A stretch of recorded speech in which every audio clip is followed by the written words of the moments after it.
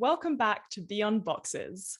This is a podcast episode, which means that you can listen on iTunes, Spotify, or wherever you listen to your podcasts, or watch the full episode right here on YouTube. Today, I am so happy to be joined by my dear friend, Imani. Welcome. Thank you, Jess. Happy to be here. So happy to have you here. So before we get started, can you let us know which labels, if any, you identify with? Yes, I identify as a mixed race, Black and white, cisgender woman. And so let's start with, tell me more about this term mixed race, right? Because you're someone who's traveled a lot, and I know that in different countries, it can be seen as a more negative thing or a more like positive term. So how do you feel about the term? I feel it's an ongoing process. I think how I feel about it.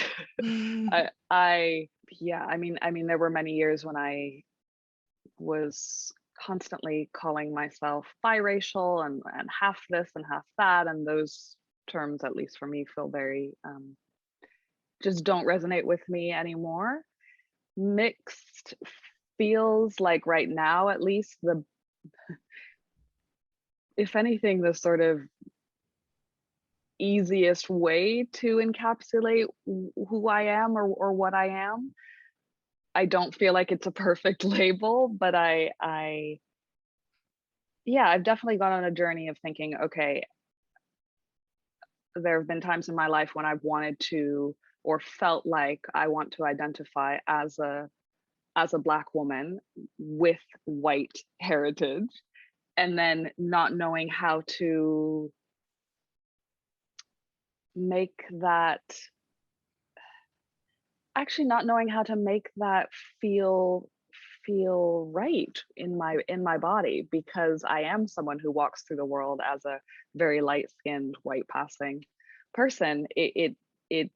There were parts of me that felt like, oh, I don't think that I can claim that, and I don't want to, actually, because I am a product of an interracial marriage, an interracial love. So there is a mixture that happens from that I guess I'm trying to learn how to claim and feel good about, or feel like that's a term that makes sense. And so tell me a bit more. So obviously, as you say, you talk about being light-skinned or even sort of white presenting or white passing, and we can get into a whole conversation about that in a bit. But tell me a bit more about how you sort of navigate your racial identity on a sort of day-to-day basis. Like, how does it impact you on your day-to-day, in your work, in your relationships, and that kind of thing? Yeah, I think I'm always very conscious of the way I'm presenting to people, especially to people that I don't know or have just met.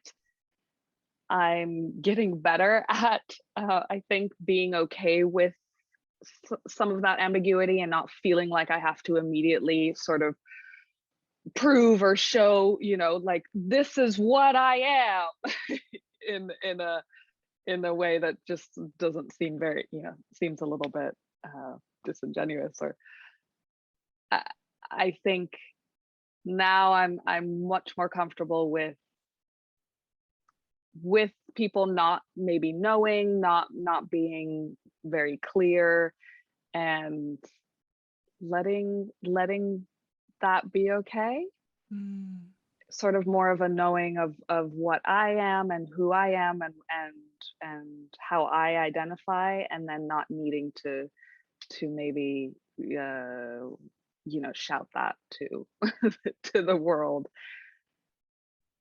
Having said that, I am also, as an actor, I am definitely grappling day to day with what the industry at large perceives me, and the things in which I'm going out for, those are conversations that I actually am having almost daily with, like, with my agents, for example. This feeling of having to be more specific and a little bit more like, no, actually, this is what I am. Thank you. I can do this. I'm not that, and I don't want to. I would never want to sort of jump on a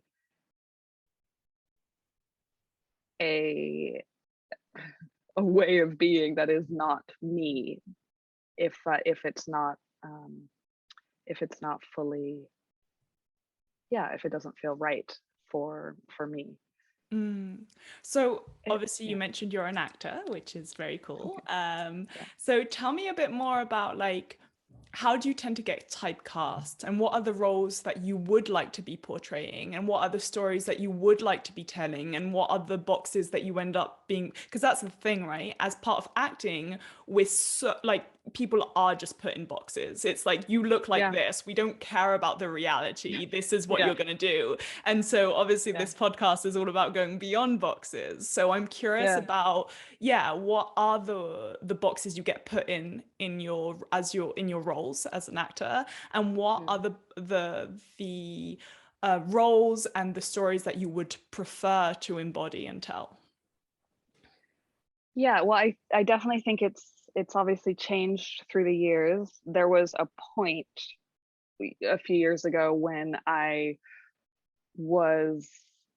there was sort of this, like, we want the ethnically ambiguous person, and we don't really care where they're from. It's just they have to be from a lot of, they have to look like they could be from a lot of different places. And I feel like I definitely went up for a lot of things that were like that. I also went up for very specific ethnicities or cultures of which I was not. Such as? Such as, I got a lot of so definitely a sort of Mediterranean look was one. A Middle Eastern look was another. Actually, one of my first roles was as an Arab girl. What else have I gone up for? I've gone up for a lot of Latinx roles. I do speak Spanish, so I'm sure, on my resume that was sort of not either confusing or great, look, that's what she is. There were, I guess those are sort of the three, the sort of Mediterranean, Middle Eastern, as if any of those things don't have a variety of cultures and ethnicities within that. But hey, that's, they wanted something that just looked right. And then a lot of Latinx. Neither of which, they're cultures that are not part of my ethnic cultural makeup or background. So I realized that I thought for a while that I had to lean into that. Right. I thought, well, on the one hand, I understand, I know what a privilege I have to be able to walk into a lot of different cultures around the world and feel like, oh, I could be part of something here. I could be, this could be my family. You could be my family. I feel so, I recognize that the privilege that comes with that choice, right? There's like here's a range of things that you could play. So I think I thought that I should lean into that and go, okay, let me use the fact that I grew up traveling, around the world, that I do speak a couple languages, that I am someone that actually doesn't feel like I have a very specific cultural background because of the way in which I was raised and my family. And so maybe that's okay that I am going up for all these different types of people and everyone should be able to play everyone, had those sorts of thoughts for a while. Probably until I went to drama school, and then there I was very aware that I think as I started becoming more aware of the types of roles I wanted to do and the types of the work that I want to do, I became aware that I don't want to obviously play into any more stereotypes or boxes, as you say, that are already out in the world. And it's, if I'm not, because the people who are deciding these things, from the casting directors to the producers to even agents, because they're not aware or understanding of the multiplicity of different cultures and ethnicities and what being mixed is and all that, if they're not aware of it, then I have to understand where I want to put myself. And that is something that now I feel very lucky to have, specifically agents now, who one of our first conversations was, how do you want to identify in this industry? What are the kinds of roles that you want to do? And mainly what I told them is, I want to keep having this conversation, because I don't want it to stay fixed. I'm still working it all out, and I want to be aware of the ways in which I present, and then how can we, sometimes subvert that? How can we push me into things that wouldn't necessarily seem like something I would, or other people would think that I would be able to do. So yeah, in terms of the kinds of things I want to do, I'm also a writer. So one of the things that I am really doing, and especially in the last year, is starting to wrestle with that and writing myself the roles and the experiences that I miss, Right. that I not only sort of missed out on and would like to experience, but also things that I feel like I have an understanding of, that may just have a little bit more nuance than others. And I think, in what you're sharing, what's really resonating with me, or what's really standing out for me, is the difference between, first of all, race, ethnicity, and culture, right? And that for those of us who don't fit neatly, some people, it's very easy, right? If you're born and raised in one country, your parents are ethnically and racially also from that country and born and raised in that country, you grow up with that country's culture, people ask you, where are you from? And it's a super easy question to answer. But the thing with you and me is that, like, not only are we mixed heritage in terms of like race and ethnicity, but we grew up traveling in lots of different places, and so we experienced lots of different cultures, and we had all this, we didn't have traditional cultural conditioning from just one or two places, right? And then on top of that, we look racially ambiguous, so people can't place us, right? So we don't. And then I'm curious to hear your experiences around this. But like for me, I'm also, I have a Black mother and a white father. But I didn't grow up with much Black culture. I grew up with much more South Asian culture. And so I don't identify as Black at all.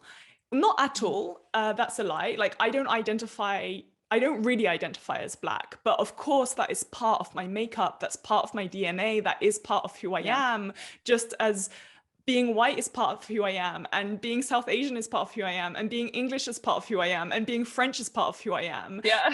I'm all those things and I'm none of those things, right? And so and so when you're talking as well about like not wanting to, take away, like not wanting to present someone else's culture, for example, because you Yeah. know, when you're, or represent someone else's culture as an actor. And I completely get that. And it's also like, what's your own culture, right? You don't Yeah. have one culture that you can represent. So then it becomes confusing. And then, you know, there's all these conversations these days around like cultural appropriation and but what does that mean to people like us, right? You Mm, know, it's so yeah. let's talk a bit more about otherness. Let's talk a bit more about, you know, how you grew up and the Yeah. impact that had on you of not just of being othered, not just through your sort of like ambiguous racial the way you present racially, which is can be ambiguous, but Yeah. also, you know, when we met, we got introduced by a mutual family friend because we both have like Dharma teachers and yoga teachers as parents, right? Which is unusual. We were both similar Yeah. age. We were both really into drama and film. We have a ton in common, and we Yeah. connected automatically because even though our personalities, I think, are quite different, we were just talking about Mhm. this earlier, like our relationship to relationships is quite different. But Yeah. we have all these connecting things. And I think what most connects us is our otherness. So Mm. I'm curious to hear about your experiences of otherness growing up now and all the different ways that plays out for you. Yeah. It's a great question. I mean, I feel, yeah, I grew up, obviously, as you said, traveling a lot with a very small, so a small nuclear family, my parents and I traveling. As you say, they're Dharma teachers, yoga and meditation teachers. And I grew up homeschooled actually most of my life up until I was about 16. So, on the one hand, I've always felt very comfortable in a range of cultures, a range of places around the world. I like when you said that about, you know, where are you from, and how for some people it's a very easy answer. Yeah, it's one of my, it's, you know, always the question that I go, okay, how long do you have, you know, do you want to go into it? I don't really know how to, you know, I can't explain it simply. And I actually love that about my childhood. I look back now and go, wow, what an amazing, unusual opportunity that was for someone to learn how to be in a lot of different environments. And I think obviously that helped me, that helps me as an actor. You know, there's all these ways in which I recognize I am someone who enjoys being a, you know, a part of a larger community, the planet, not just, you know, I don't have a sort of strong patriotic feeling for this place or that place. But like you said, because of that, it there's a sometimes a lack of shared understanding or shared, yeah, feeling of belonging that other people would have if they had, you know, kind of grown up in a very specific culture. I feel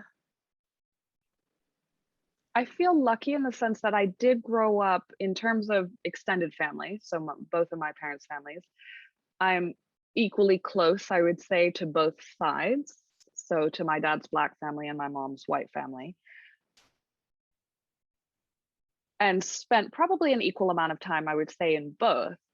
I will say that my dad's family is already very kind of mixed, I would say, even though they all identify as Black, absolutely, and mostly walk through the world as Black. There was quite a lot of variation in skin tone, and in kind of cultural, yeah, in terms of cultural variety, there was much more of a sense of lots of different diverse people.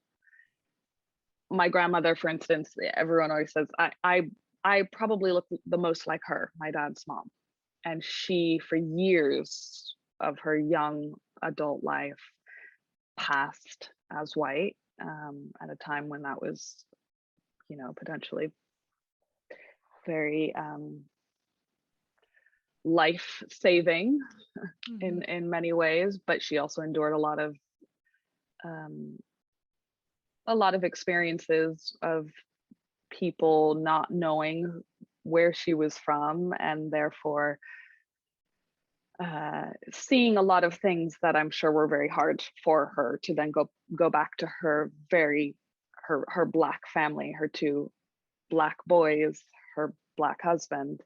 And honestly, one of the kind of biggest things I wish I had been old enough to sit down and ask her about is really what she felt and how she felt about that and how she identified. I don't know. This is kind of, I've heard little bits and pieces of stories, but she and I never sort of really had that conversation. And I think mainly because I grew up not really having those conversations in a meaningful way. We talked about race in my family. I grew up seeing and experiencing many racially potentially traumatic experiences with my dad, just little, you know, aggressions, microaggressions, all of that. I grew up very, very aware of that.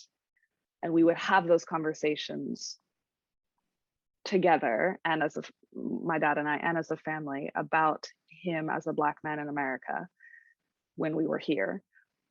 But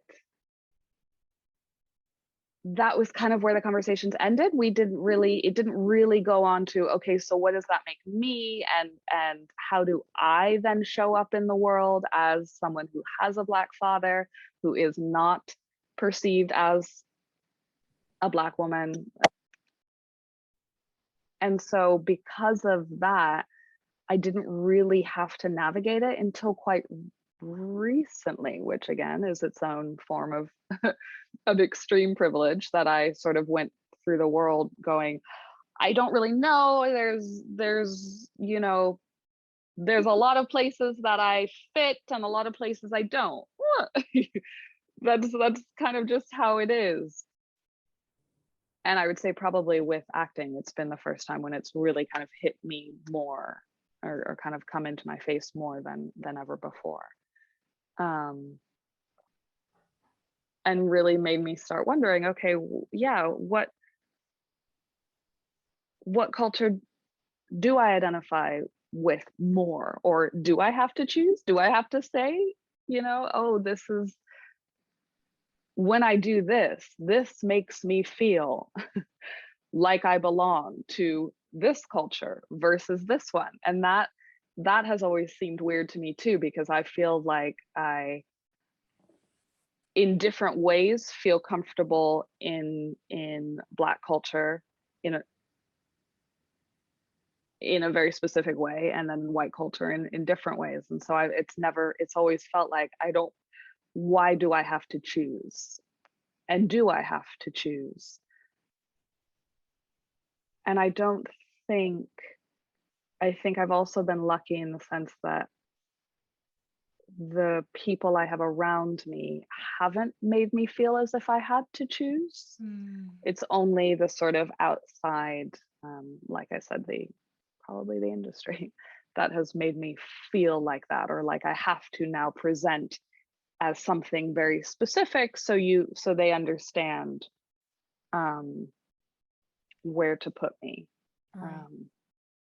And I mean, I know you were homeschooled growing up and you traveled a lot, so I don't know how many like constant friends you had or what your social circle looked like, but yeah, what did your social circle look like? Was it mostly Black, mostly white, mostly mixed, or all kinds of different nationalities, or how was that for you?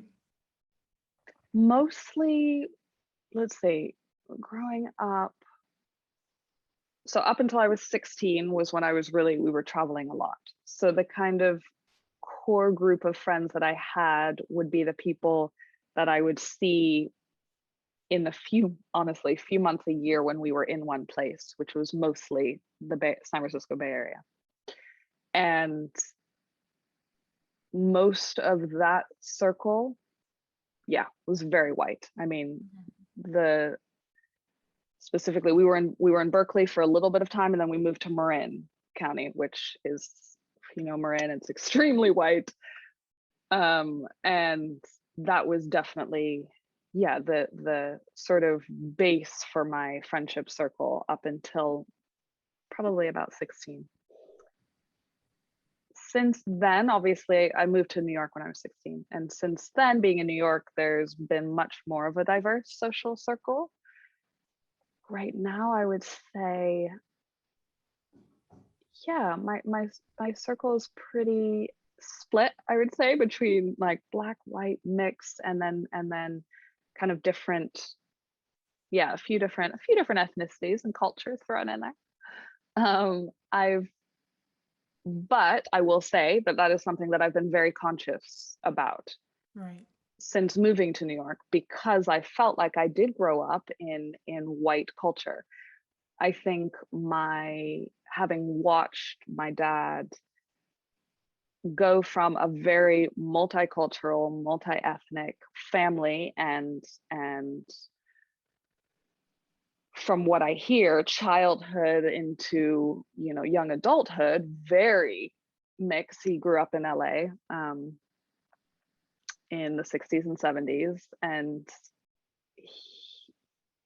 it's always interesting to have these conversations, because he feels like in a way it was much more mixed and fluid in all senses of the word than it is now. And that in the years, at least since I was born, or you know, coming into adolescence, he's been mostly in a more white, quote unquote, white world. I mean, obviously at least the yoga and wellness community for sure is very white. The Dharma community, I would say, is also, there are definitely, you know, there's a mix, but it's mostly, It's white. it's white. It's Yeah. white, and it's problematically white, and people are starting to wake up to that now and trying to make more of an effort. And as I, you know, and there are, of course, like, I know a couple of organizations which is like mindfulness and meditation and yoga for Black women, for example. So those groups do exist as well, but as a global assessment of mindfulness well-being community, it's super white. It's problematically so. For a long time, the like cliched stereotype was like a skinny white blonde woman in yoga pants sitting, you know, like doing the like in a stereotypical posture of meditation. And yeah. So that's my mom, right, white, blonde woman. Yeah, whereas my mom's also a yoga teacher, but she's the Black woman. But and so it's really interesting to hear all of this. And you know, again, when you've traveled, I'm sure you had different experiences based on where you were. And you were talking about, like, as an actor as well, how there's all these different cultures, and there's feeling that when you travel or when you're around different people, like, that you kind of could fit in almost anywhere, but never quite actually fit in anywhere. And that, like, people look like they could be family, and they kind of feel like they could be family. And then you were saying, you know, and then you speak Spanish as well, but you're not actually from the Latinx community, but you kind of look like you could be, and you speak Spanish. And then, you know, and then when you don't have a community which actually does feel like yours, or that actually does feel like you belong, I can imagine, or at least I know from my experience, that, you know, there's that kind of push-pull feeling of like, or pros and cons, or I can't quite, you know, where it's like, it's great feeling like you're a social chameleon, or that you can like Right. fit in anywhere or pass anywhere, and that no matter where you go, people kind of think you might be from there.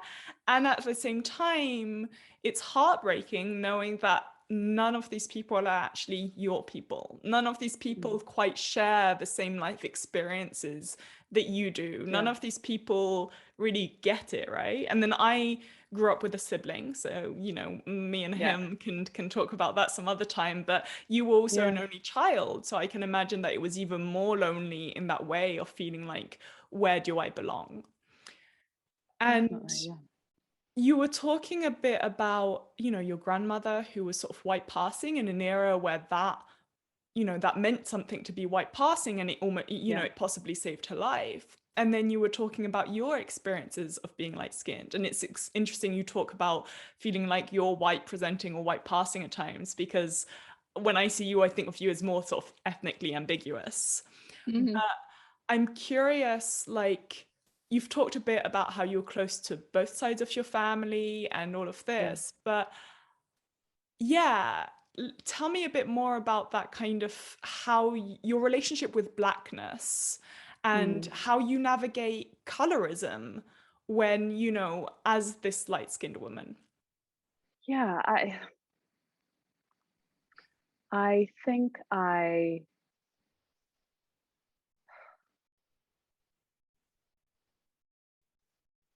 think oh gosh, I mean, I feel like I'm navigating it every day. I don't know what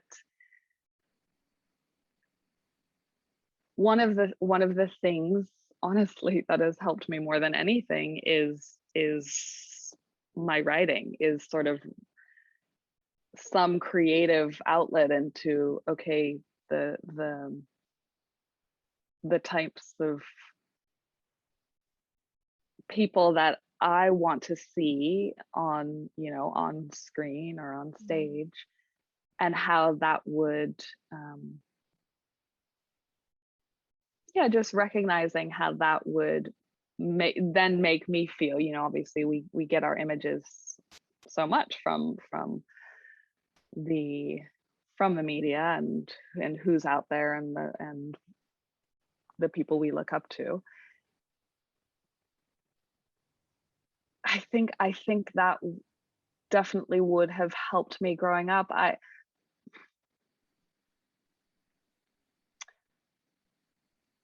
Yeah, I think it's been part of why I've had such an ongoing struggle with identifying as Black or Mhm. um, yeah, or as mixed, because I know that I walk through the world with extreme, you know, light skin privilege. As you said, yeah, it is that sort of ambiguous thing, but mainly I know that I am,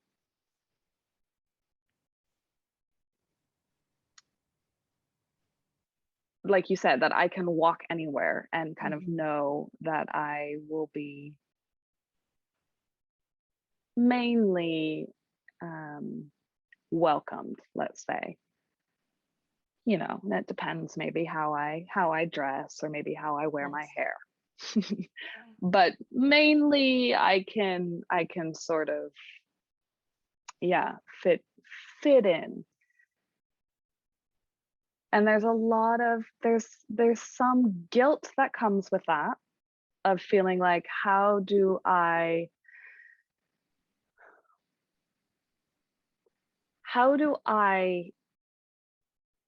claim and feel proud of my Black heritage and my Blackness, the culture that I feel,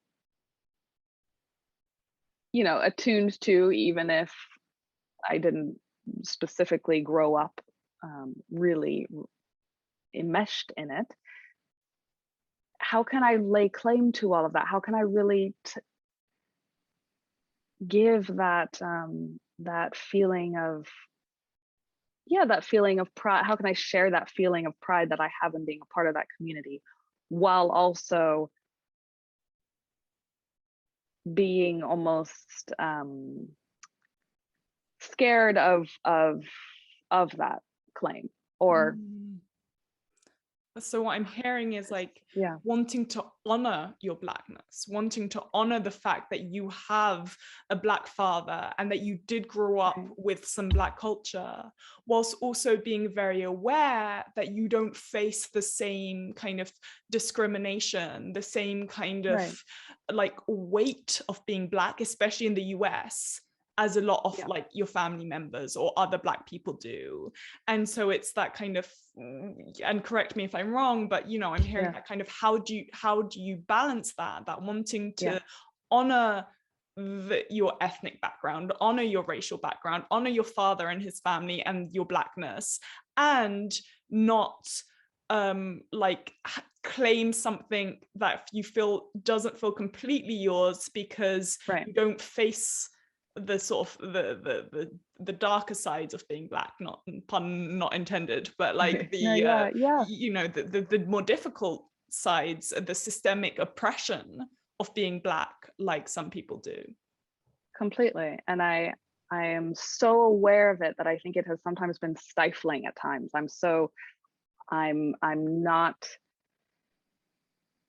I mean, it's so interesting. Even having this conversation, I'm realizing like I still struggle with having the language to feel into all of the complexities of,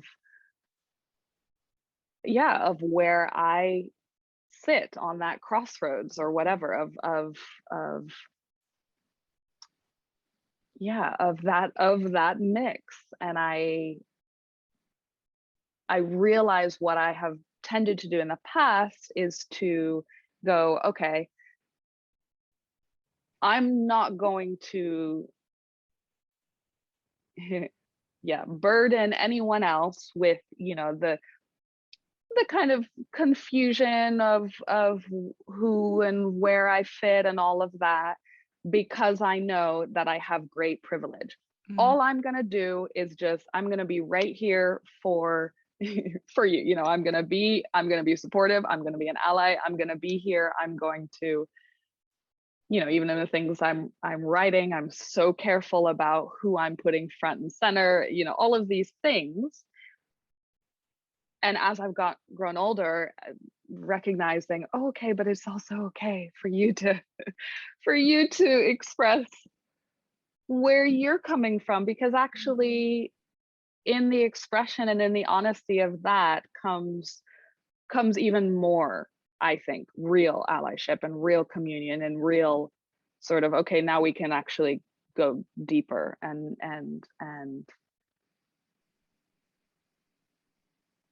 be there for, you know, for each other. And I will say, you kind of asked me about like friendship circles, and one thing that it's just so obvious to me right now, at least for whatever reason, with the people I have around me, that it is much more, it comes up, it's much more, I'm much more comfortable talking about and feeling into being mixed, you know, my race, where I identify with other people of color than with my white friends. And not to say that some of them haven't been extremely supportive and very willing to be there and ask about it, but it's not an ongoing conversation Mm. like it is with other people of color. And I guess I say that to say that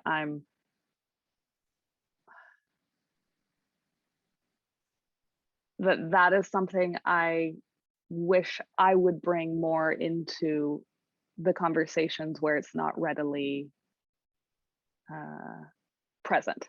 Mm. And that is something, as I'm growing into, again, you know, more of myself, is okay, how do I bring those conversations more into the room? How do I express myself in a way that yeah, in a way that can be received and understood. Yeah. And I think what's so important in what you just described is the word complexities, right?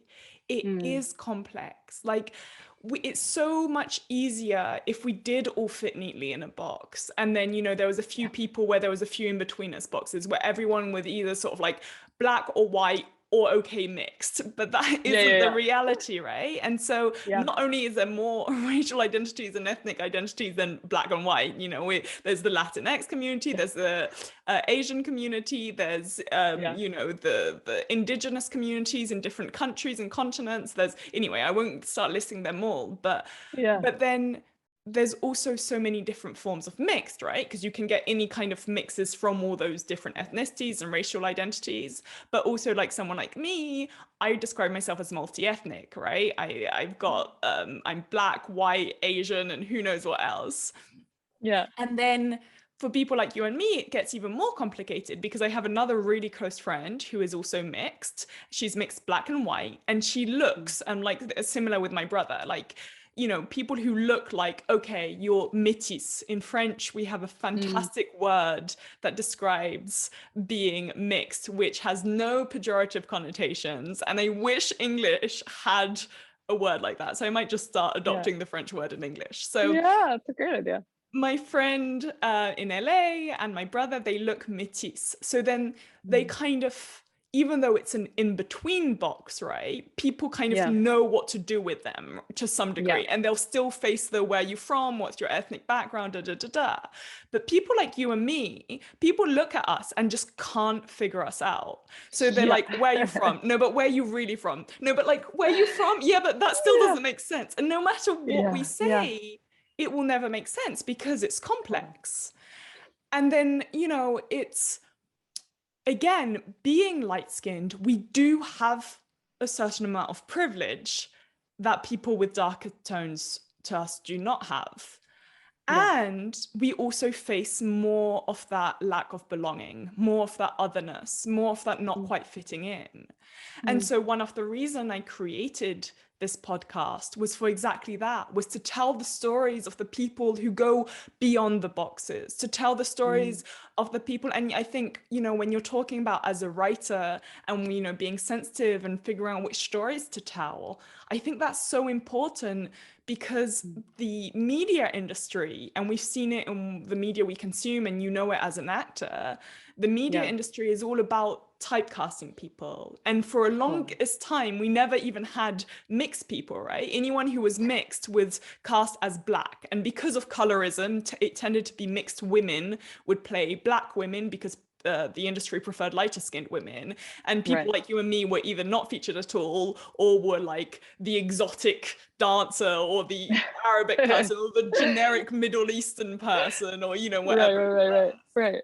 But like more and more we're seeing even that, right? That's one of my favorite TV shows is The Bold Type, and I don't know if you've watched it, but one of the main characters, but I've heard, it's good.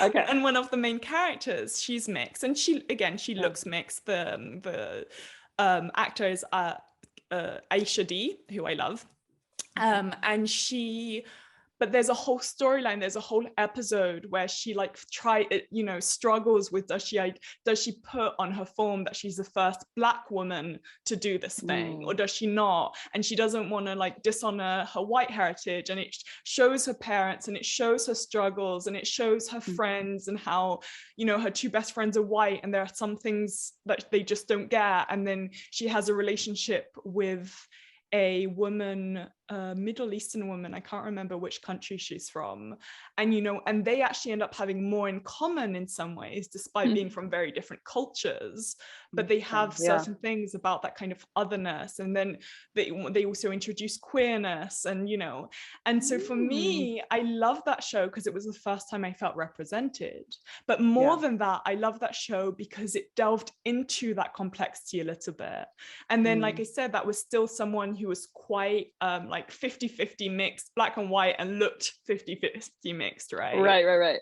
but it gets even more complicated with people like you and me, where we have this kind of like, or being multi-ethnic, or being light-skinned, or being sort of not racially ambiguous, or ethnically ambiguous.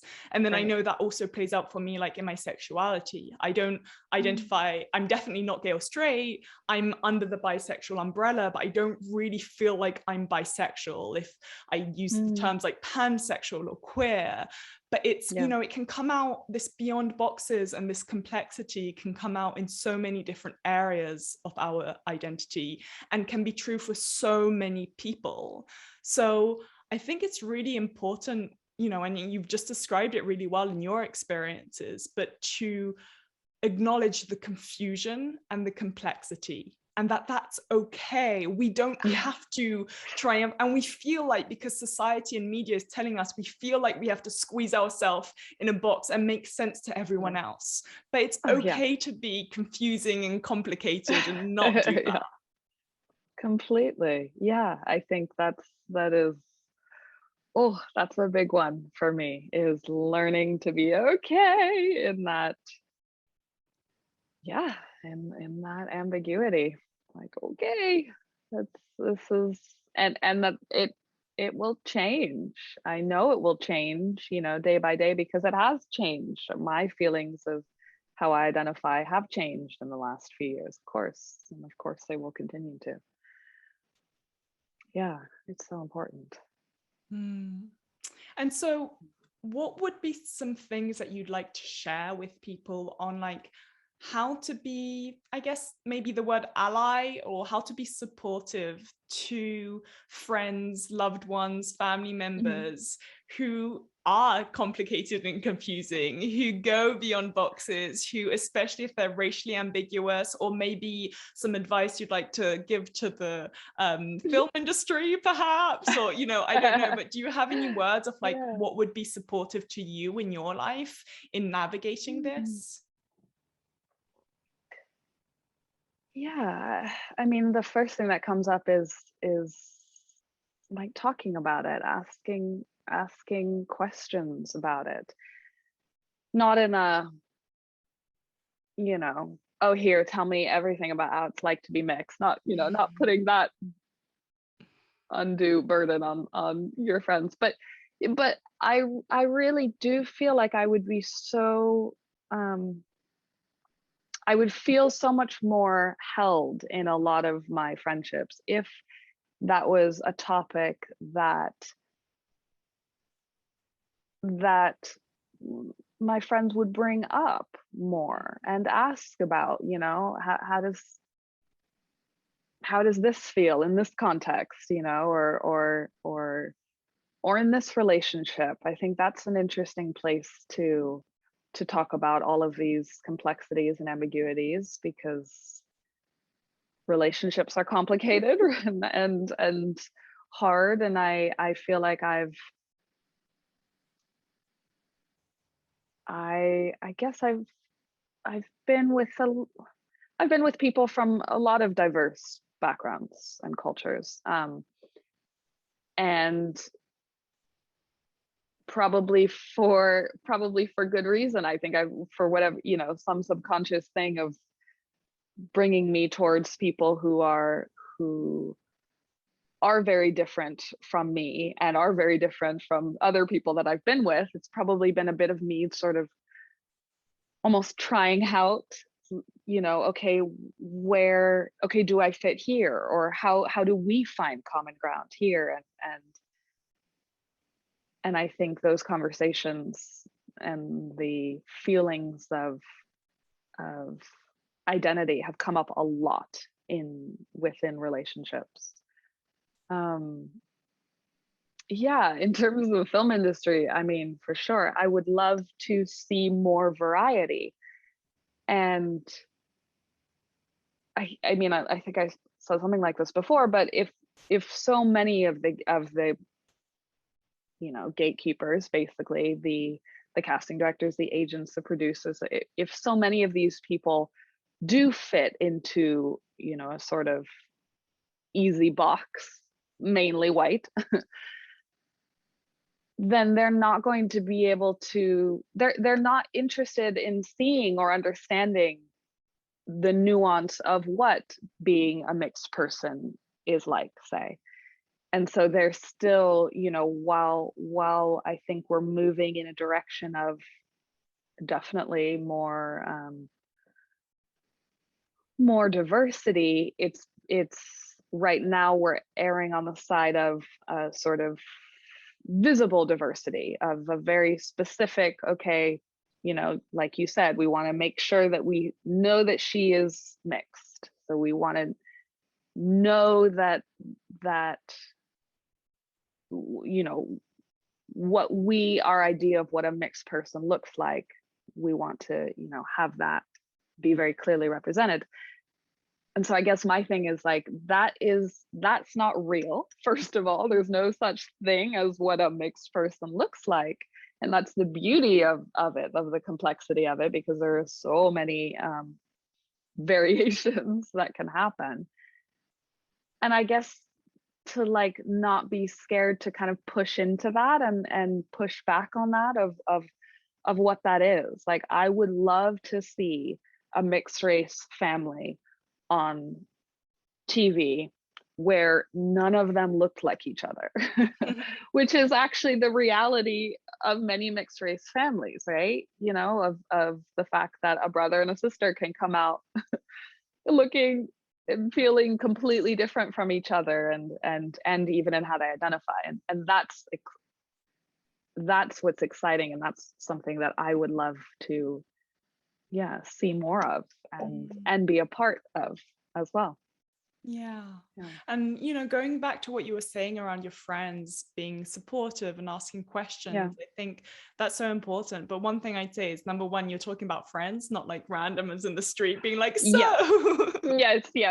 No, not at all. And the other thing is that the reason it's supportive is not just to be nosy, right? It's to ask about your experience, to acknowledge the fact that you have a different experience to them. And this is especially true of white people. But I think it can also be true of people who are monoethnic, who are monoracial, you know, and to acknowledge that, hey, as someone who has this kind of multi-ethnic racial heritage, what's it like for you, and you know, how can I support you, and just being able to listen and acknowledge the difference rather than try and ignore the difference makes a huge difference. Completely. And I think it's interesting, kind of like how I said before, I do feel in the specifically American, culturally Black experience, there is probably a bit more understanding of the diversity of mixedness. And I say that because I have felt that in friends or even in some people that I've worked with. I remember my first, kind of one of the first roles that I had actually was as a mixed race girl. She's the daughter of a Black man and a white woman, and that I only got that through a friend. It was really interesting. Like they went straight to the director and said, no, she's mixed. You know, audition her. But I remember having a conversation on like one of the first days with the guy who played my father, is a Black man, and he said, I think one of the first things he said was, so which one is it? Your dad or your mom? Right. I was like, what? And he said, which one? I was like, oh, okay, I get it. Like my dad's Black. He said, yeah, cool, thought so. And then he then immediately said, yeah, you look like one of my cousins or something. Anyway, and then we kind of started having this conversation about mixed variety, like the variety of what we look like. And it was just such a, you know, this was someone I had just met, but obviously we were playing a close relationship, father-daughter relationship. And it just felt so sweet. It felt so comforting. So like, oh, thank you. Like, thank you for seeing me in a Mm, way that most people wouldn't right away, or be comfortable with, asking that question and being a little bit cheeky about it, and being a bit like, yeah, totally. Like, you look like five of people in my family. right. That's And just normal. I love that. And I love that, he saw you and that you felt that kind of sense of recognition. And what I find interesting is that his first question was, which one is it?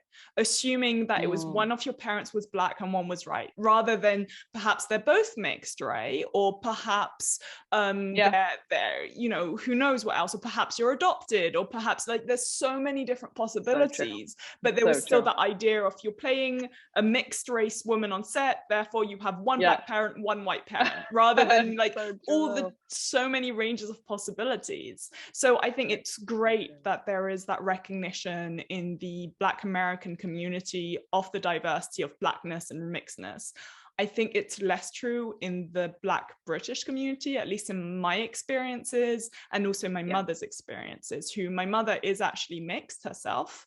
And Yeah. growing up, I won't tell her whole story, but yeah, growing up, she sometimes felt like she had to choose, like, was she going to hang out with the white girls or the black Mm, girls? And she always got like, yeah, like sort of discrimination and negativity from kind of both of your, including the black girl. She used to get bullied because she was different to them. And my mum grew up mm, in the 60s, right, where there wasn't many mixed kids. People were either black or white in her where mm. she grew up. So Yeah. I think there's a lot more we can unpack there, but I'm mindful of time. Definitely. So Yeah.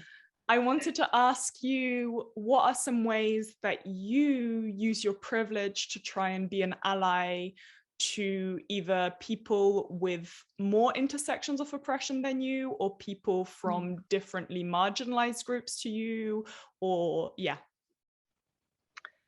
Yeah. I know I've said this so many times, but I it is the creative thrust of where I'm at. So my writing, I mean, I do think that I am trying to, as I write and as I become more aware of the stories that I want to tell, that comes with a lot of responsibility Mm. of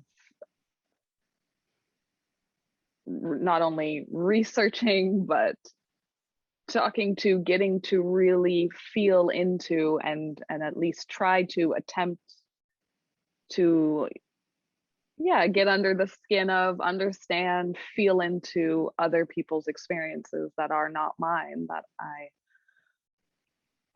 I want to elevate if I can, on the platform that I have, which is through my creativity. So I feel like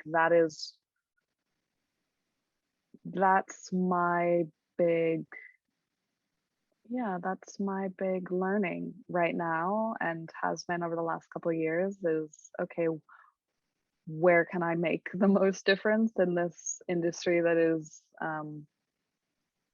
seemingly all about like me, and where do I fit? And kind of going, okay, this is what I really want to do, even though I'm working all that out as well, but how can I then facilitate or be a part of conversations that haven't been had, and exploring and showcasing people's experiences that I haven't, but I'm interested and excited in Mm. sharing about. Yeah, I That's I, I lovely. would say that. Yeah, I love that. That's really beautiful. Yeah. Yeah. And this is the last question I tend to ask people, but I think I should Yeah. start asking it at the beginning. But how do you go beyond boxes? Mm. I think it's an ongoing journey of like daily going, okay, who am I today? Because we're all doing that in the world, or we should be constantly reevaluating who we feel we are in the world. Mm. And I think if we're truthfully, honestly digging into that, then there's no way we'll be able even to be fit into something square like a box, because we all have so much, like we said before, so much complexity, no matter what you've Oh, your sound's cut out. Oh no. Yeah, basically, I do just feel like we all have so much in us that if we're feeling into that, into the diversity of what is happening within us, then whatever is happening on the outside can happen, but it won't be fully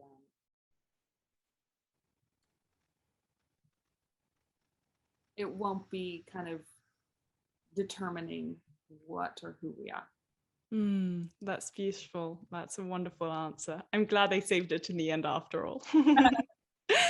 How can people find out more about you and your work, Imani? I've so loved talking to you, and I'm sure people will want to follow you and your different writing projects and acting gigs and all of that. Thank you. My website is probably the easiest, ImaniJadePowers.com. Or on Instagram as well. Yeah, that's probably the best place, and hopefully you will see some things that I've been creating at some point in the near future. Cool. And Instagram is Imani Jade Powers too. Or as well, I should say, rather than two. No, it sounds like fantastic. Well, thank you so much for your time today. I've really enjoyed this chat, and it's been so nice to catch up with you again. It had been too long. I know. Thank you so much for inviting me on this. And if people want to find out more about me and my work, my website is jayabristow.com, or you can follow me on Instagram at beyond_boxes. Thanks so much for watching and listening. Bye.